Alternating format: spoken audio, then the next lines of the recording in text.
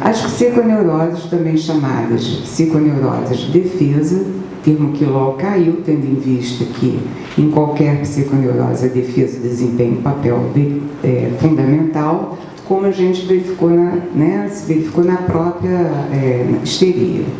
O conflito psíquico seria o determinante e ele vai designar também, em 1896, como principais psiconeuroses a histeria e a neurose obsessiva. Quanto ao conceito de neurose atual, ele foi desaparecendo na medida em que Freud, através de seus estudos e principalmente de sua clínica, foi verificando que os sintomas, na verdade, eram a expressão dos conflitos antigos. Entretanto, ele não afasta a importância do conflito atual, que muitas vezes mascara o conflito passado. O mais importante não é o que o sujeito revive e rememora dos acontecimentos de sua existência, mas o que disso ele reconstrói. Quanto ao desejo, desde muito cedo em sua obra, Freud o descobriu. Desejo proibido, incestuoso e que corresponde ao núcleo da neurose, o complexo de Édipo. Apesar da psicanálise ter nascido do encontro de Freud com as histéricas, também foi ele quem conceituou a neurose obsessiva. Antes de ser nomeada como uma neurose, a obsessão era considerada uma manifestação que pertencia ao quadro das psicoses. Ainda no texto que citei, de 1896, Freud vai dizer que a neurose obsessiva emerge de uma causa específica muito semelhante à histeria. Quando falamos de inconsciente, não há como distinguir realidade de ficção, pois a verdade é tecida por ficção. Com a descoberta do papel desempenhado pela fantasia nos eventos mentais, abriu-se o espaço para a descoberta da sexualidade infantil e do complexo de Édipo. Com esse passo, Freud descobre que a psicanálise pode operar sobre a fantasia inconsciente do sujeito. Então, com o abandono da teoria da sedução e a publicação da interpretação dos sonhos, em 1900, o conflito psíquico inconsciente é reconhecido por Freud como a principal causa da histeria. Se nos estudos sobre a histeria ele afirmava que as histéricas sofrem de reminiscências, agora ele vai falar que elas sofrem de fantasias. Mesmo que na infância o abuso de fato tivesse ocorrido, o trauma não servia mais como explicação única sobre a questão da sexualidade humana. Ao lado da realidade material, existe uma realidade psíquica, que é extremamente importante em termos da história de vida do sujeito.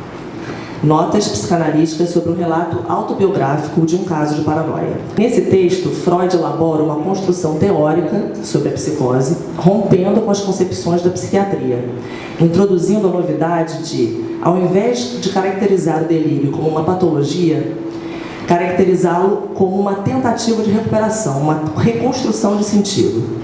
Ao contrário da clínica psiquiátrica nosológica, que visa definir um diagnóstico para logo em seguida suprimir o delírio na tentativa de cura do paciente, a psicanálise inaugura uma outra forma de abordar a questão, e foi Freud quem deu o primeiro passo nessa direção, abrindo espaço para a entrada de Lacan, que anos depois levou adiante a tentativa de Freud de diferenciar os campos das neuroses e das psicoses, fazendo um retorno a Freud, não para repetir seu ensino, mas para prolongá-lo, principalmente no terreno das psicoses, onde Freud não foi adiante. É através da elaboração do conceito de foraclusão do nome do pai, como um mecanismo básico da psicose, que Lacan vai promover, teoricamente, uma diferenciação mais precisa e estrutural entre os dois campos. Foi a influência da linguística estrutural de Saussure que permitiu a Lacan repensar o inconsciente a partir da linguagem, fazendo sua célebre afirmação de que o inconsciente é estruturado como uma linguagem, que se transformou numa referência importante para a psicanálise. Para Lacan, é a partir do complexo de Édipo que podemos definir e diferenciar as estruturas clínicas. Pensar a clínica da psicose significa considerá-la independente da neurose e de seus pressupostos, a fim de evitarmos cair no engodo de ficar traçando seu mecanismo por comparação, como se a psicose fosse uma estrutura resultante de uma falha deficitária em relação à neurose. No entanto, como podemos pensar a transferência na psicose?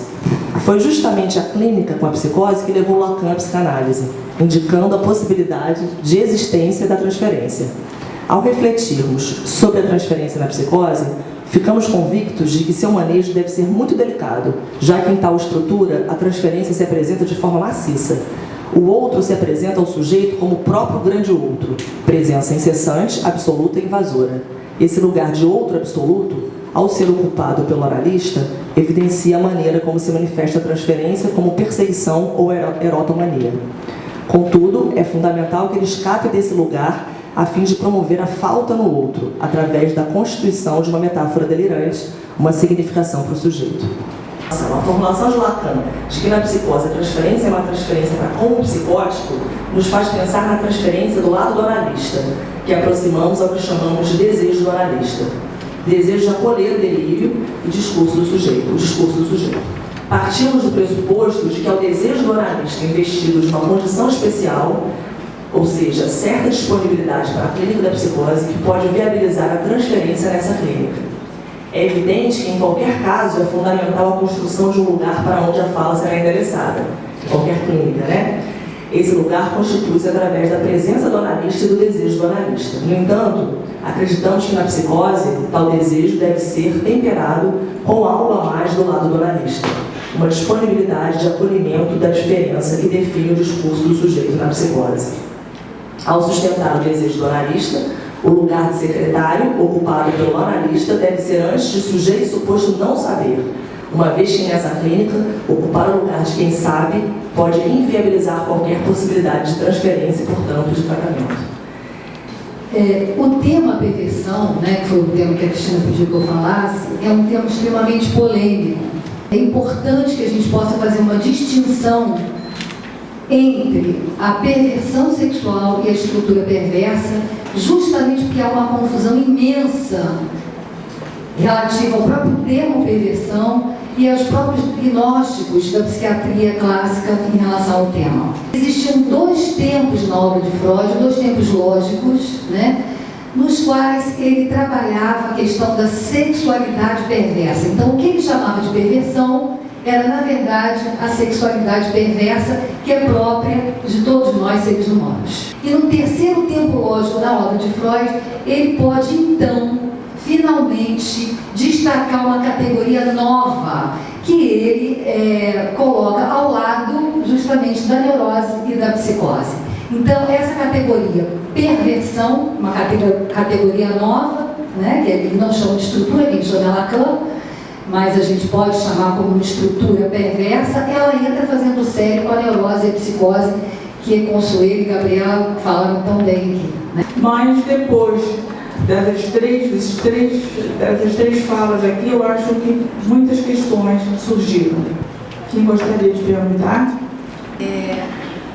Quando você fala que o diagnóstico só é feito em cima da relação do sujeito com o parceiro ou parceira sexual, porque tem muita novidade no que você trouxe aí, e bom, então estou fazendo uma pergunta que pode ser óbvia, não sei. O diagnóstico em psicanálise, ele só pode ser feito no processo analítico. Então é importante a gente saber disso, porque a gente às vezes brinca, né? E lá, fulana está dando um piti ali na escada, ela é histérica. Né? Ou então a gente diz assim, ih, fulano tá lava a mão 20 vezes, ih, nossa, aquilo aí é um obsessivo, é tão organizado. Então eu acho importante essa sua pergunta pelo seguinte: nos diagnósticos psiquiátricos a gente encontra, né, nos CIDs e nos DSMs, o que a gente encontra são diagnósticos feitos a partir dos fenômenos. A psicanálise não faz diagnóstico a partir do fenômeno, ela faz um diagnóstico estrutural, que é esse que você está vendo. Isso só pode ser feito no processo analítico, não fora dele. Então a gente não pode ver alguém dando um piti e dizer que é uma histérica. Nem ver alguém que de repente a gente sabe que é um fetichista, que adora um fetiche, e dizer é um perverso de estrutura. Se você poderia falar um pouquinho mais exatamente, focalizando o trabalho com crianças, se você, enfim, nos falaria de alguma especificidade para nos atentarmos. Para a gente, quer dizer, não tem essa diferença da criança para o adulto, né? Para a gente, o sujeito que existe é um só, que é o sujeito do inconsciente, né? É claro que na atividade com criança você tem um a mais aí, que são os pais, né? É que a gente não pode, não é como no caso do adulto, né? Que o adulto vai procurar o analista. Geralmente, quando a gente atende as crianças são encaminhadas pelo colégio, pelo médico, às vezes são os pais mesmos que trazem, né? Então a gente se depara aí com uma outra variável, né? Que são os pais e como é que a gente vai lidar com isso, né? Embora o nosso sujeito seja a criança, né? Muitas vezes, inclusive, a demanda que os pais trazem, a queixa, né, para o tratamento, não tem absolutamente nada a ver com o que a criança vai colocar para a gente como questão, né? Então, e como você vai lidando com isso com os pais também, porque é importante você também ouvir o que os pais têm a dizer, senão eles tiram a criança do tratamento. O que você nos diria em relação ao tratamento da psicose, comparando o seu trabalho no consultório e o seu trabalho, digamos assim, mais institucional? Por que a instituição é importante, né? E muitas vezes é fundamental no trabalho com a psicose, né? Acho que o psicótico, ele chega ao consultório, chega à instituição, né? Geralmente ele não chega por uma demanda dele, ele é levado por alguém, né? Assim, é diferente do que acontece na neurose, né? Às vezes a família, ou né, um vizinho. A instituição, ela é fundamental porque ela por si só, quer dizer, o psicanalista aí já está inserido numa rede de atendimento, né? Então ele faz parte de uma equipe multidisciplinar. Quer dizer, é uma clínica de muitos que atende muitos. Isso faz uma diferença no trabalho com a psicose, porque isso é fundamental, penso que para a amarração, né? Para a sustentação de um lugar de existência aí mais firme para ele. Mas isso não quer dizer que ele não vá para o consultório, que isso não possa ser desenvolvido no consultório, né? Então, quer dizer, tem psicóticos que chegam ao consultório particular, né? Mas o próprio psicanalista vai ajudar, na verdade, ele meio que busca a própria rede, né? Ele tem um psicanalista, tem um psiquiatra, tem um AT, né? Quer dizer, existe a ideia do autotratamento na psicose, né? Ele mesmo faz a rede dele, né? Dependendo do caso. Em casos mais graves, acho que a instituição é fundamental, entendeu? Então a instituição tem um lugar fundamental aí. Mas acho que a psicanálise ela é fundamental na instituição. Acho que a escuta analítica e a transmissão, né, da psicanálise via o discurso do analista que promove aí uma abertura para a escuta do sujeito. Existe um caso clínico que você tenha conseguido ir até o final e o perverso tenha entrado em análise? Qual foi o desfecho disso? Você teria essa experiência para passar para a gente? Eu não tive um perverso na minha clínica, mas eu já dei supervisão para um caso de perversão. E era um caso de perversão estrutural de fato. Pelo que eu pude acompanhar como supervisora clínica desse caso, não é de fácil manejo. Qual é a posição dele como sujeito? É uma posição como sujeito. Mas no ato perverso, o que ele faz com o analista? Ele fica dessa posição aqui, de instrumento do gozo do outro, tentando fazer o analista gozar.